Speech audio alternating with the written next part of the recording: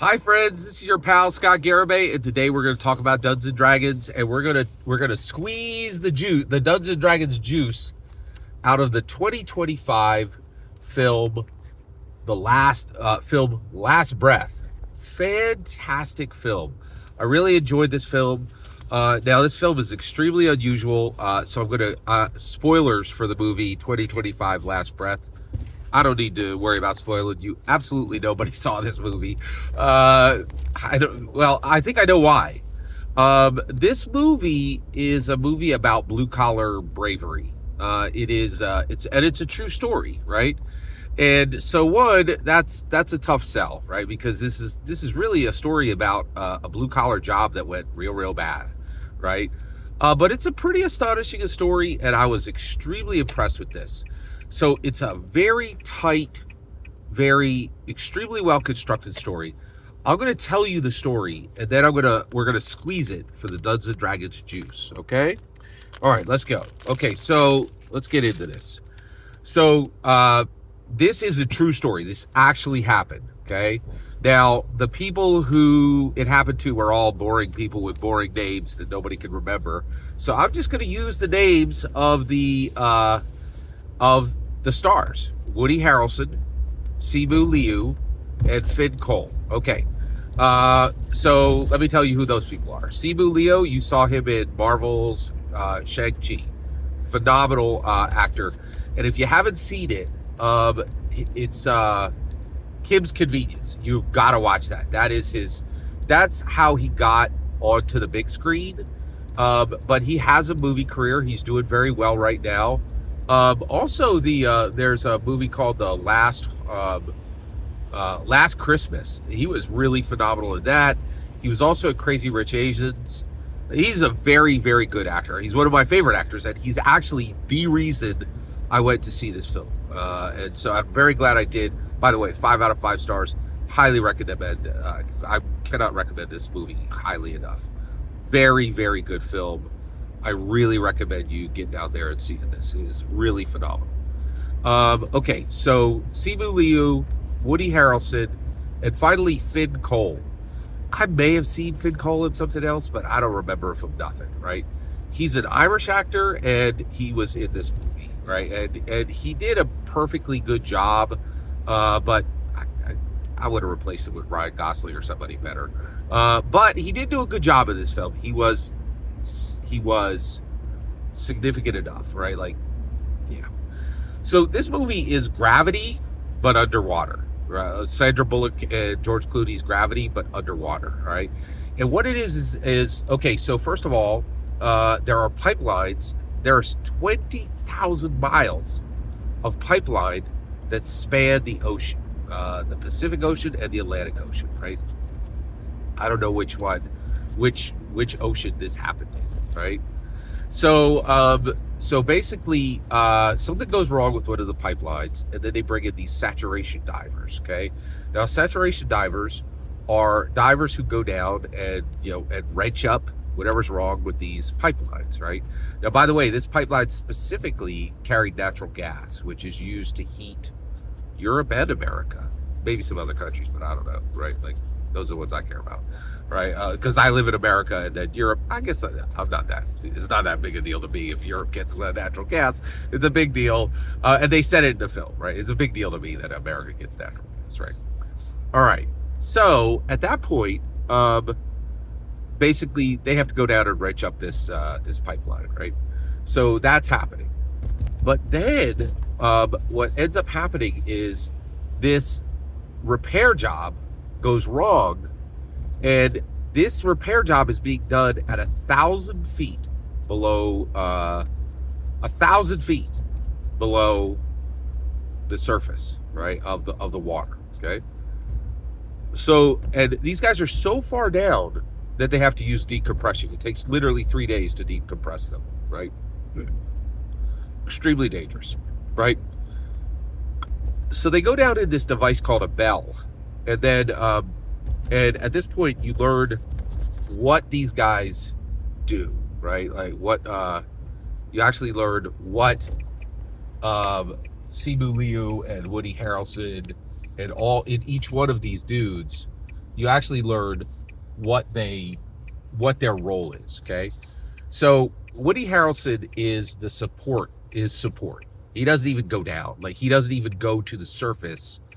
He doesn't get in a diving suit and go out of the bell. He literally just stays in the bell and supports the two divers. Simu Liu is the lead diver. He's extremely experienced, extremely focused, and just an all-around great diver. Finn Cole is a diver. He's not particularly experienced. He's not particularly good at it. He's just a diver, right? So he is the diver. Simu Liu is the lead diver, and Woody Harrelson is the support. Okay. They go down to do the repair. Finn Cole's umbilical, that's, what gives him his oxygen and what gives power to his suit, gets cut, right? And he ends up on top of the unit they were going to repair, 1,000 feet below the surface.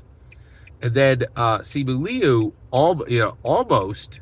Oh, and the problem that went wrong was there's a very strong tide, and while they're doing the repair, Finn Cole did not handle his recovery, did not handle his the maneuvers he needed to make well. Okay, so it's kind of interesting. And so Finn Cole gets stuck, and it cuts his umbilical. Simu Liu goes back to the bell and is safe, but then Simu Liu is like, I got to go rescue him. And are like, no. Actually, it took you so long to get back that his oxygen supply is already done, right? So now, and so there isn't going to be a rescue, because by the time you get down there, he's going to be like 10, 20 minutes out of oxygen, and he'll be already be dead. And so then Woody Harrelson's, we're gonna radio back up to the ship. And by the way, at the top, the ship called the Tharos is the ship is in a storm. Okay, so it was very interesting. So they were like, okay, so Woody Harrelson's like, hey, drop anchor, right? So the ship doesn't go any farther, and we're gonna do a recovery, right? Recovery? What? Right? Like, I was like, what's recovery? Recovery of his body. Recovery of his body so he could be buried. Taken back to his young fiance so she could literally put him in the dirt, right? Like, so he doesn't literally end up in Davy Jones' locker, right? And that was pretty interesting, right? So the captain of the ship is like, I can't drop anchor because there's a bunch of pipeline down there. And if we cut a pipeline, we'll be pumping natural gas into the ocean, and that's an environmental disaster. Environmentalists suck, and they literally are risking the lives of human beings for utter nonsense. Pour 10,000 gallons of natural gas into the ocean, in my opinion, and we really need to get rid of it. At this point, we need to completely get rid of environmentalism. They make everything suck, and they endanger human lives, in my opinion. If you drive some e-car, you suck.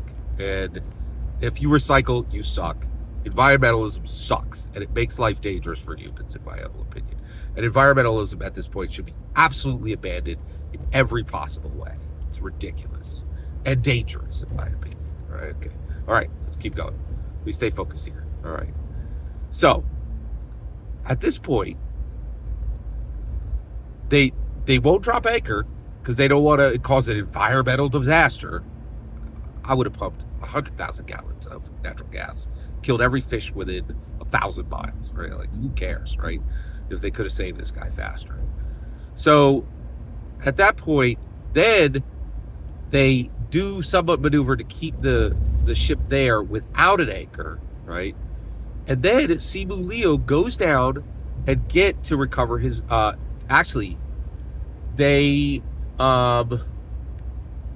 they attempted to rescue him with a drone, and that attempt failed. And then they attempted to just get his body with a drone. They all thought he was dead at this point, right? Because he shouldn't be able to live past 10 minutes. You should be dead after 10 minutes without oxygen, okay? So then Simu Liu goes down, gets his body, and then hauls him back up, right? and gets him to the bell, and then they get him inside the bell. By the time Finn Coles is inside the bell, he's been without oxygen for 29 minutes. Should be 100% dead. But he's not. Woody Harrelson gives him mouth to mouth, brings him right up. And not only is he up, but he's talking. And 3 weeks later, he does another dive. That's astonishing. That's absolutely incredible. In fact, in my opinion, it's clearly a miracle, right? Now, what's really what I walked away from this movie with was the difference between rescue and recovery, and two phenomenal ideas for Dungeons and Dragons campaigns. First of all, a D&D rescue campaign, right? Adventurers go into dungeons, right? And they and then they might get stuck there, right? Now, who would do this? Well, the place where what teams would do this? Strixhaven, right? Strixhaven has the resources to monitor. They have both the power of super powerful, like Mordenkainen and Elminster. They have access to all the powerful Dungeons and Dragons wizards, but they also have access to Jace and Chandra and all the powerful Magic the Gathering planeswalkers, right? Plus the Universe Beyond heroes as well, right? Oh wait, Scott. Oh no, Universes Beyond is not canon to Dungeons and Dragons. Well, every Universe Beyond has a triangle at the bottom. Is that right? Yeah. Go take a look at Dungeons and Dragons right now and see if there's a triangle content that's 100% canon, indicating that every single triangled card is 100% D&D canon, in my humble opinion. Go take a look at that one. Yeah. It just happened that a Universe Beyond is now 100% canon, indicating, in my opinion, that every single printed card with a triangle on it is 100% D&D canon. Right? Go check that out. I think I'm the first person to recognize that. Right? All right. So basically, they would have the resources to monitor different dungeon delves that went wrong and go rescue them. Great campaign idea, right? Dungeon 911, right? But an even cooler one is D&D recovery campaign, right? The clock on that. Do you know how long a body could be in a dungeon, dead and still be resurrected? 1 century. 1 century. Which means on Eberron, on Greyhawk, on Forgotten Realms, on Dominaria, in the Warhammer 40k world, all of those, you could send in a recovery team, and the hero could be dead for 100 years and could still be resurrected. That's dope. And Strixhaven is the perfect launch point for both of those campaigns. Now, actually, I think, you know what I would do? I would do Candlekeep for recovery. I'm sorry. Yeah, that might actually work even better. I would do Strixhaven for rescue and Candlekeep for recovery. That's pretty cool. This was a fantastic film. Absolutely fantastic film. I highly recommend it for every dungeon. It is definitely worth every dungeon master's attention. And also, I would immediately begin planning your D&D 911 recovery and D&D 411, D&D 911 rescue mission, and the D&D 411 recovery mission and campaigns. Every single word you just heard in this video is my humble opinion. Absolutely nothing more, absolutely nothing less. The important part is when I get to hear your humble opinion, when you get in the comments and send your traffic. Please consider subscribing and have a fetch millennium.